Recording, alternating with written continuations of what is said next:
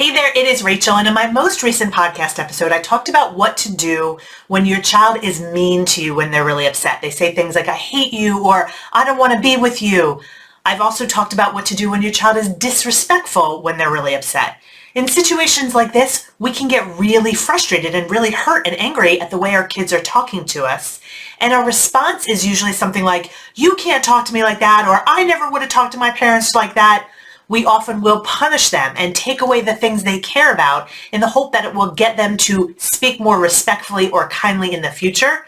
But very honestly, you've probably seen this, that telling them that they need to change and punishing them for the way that they're behaving doesn't tend to make them speak more respectfully the next time that they are upset. So this can be really frustrating for you that this behavior comes back. It can be really frustrating for them as well.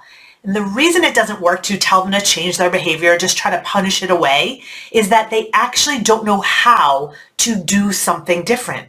Most children, and I would argue most adults, when we're really upset, we don't know how to handle that upset maturely. So just telling them that they need to change or even trying to punish it away doesn't teach them a strategy to do something different the next time.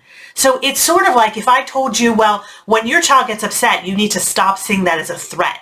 You'd be thinking, well, Rachel, how would I do that? What do I actually need to do in order to stop seeing it as a threat? Or if a boss came up to you and handed you back a project that you've been working on, and that boss said to you, okay, do better. You'd probably say, how? What do you mean? What am I supposed to do? What are the steps I should take to do better? This is what we need to do for our children as well. We need to teach them the steps to take.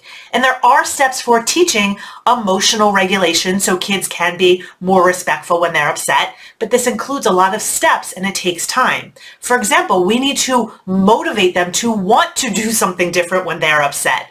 We also need to teach them to recognize when they're upset so they don't automatically blurt out something that they shouldn't blurt out. We also need to teach them what to do with all of that energy that they feel inside so they're not just spewing all of that negative energy on you, which is what they're doing right now.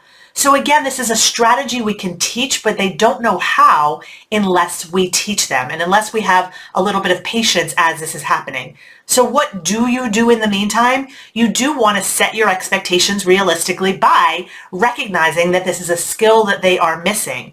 And when you are punishing them for how they're behaving, how they're being disrespectful, maybe that punishment should include teaching them how to do something different.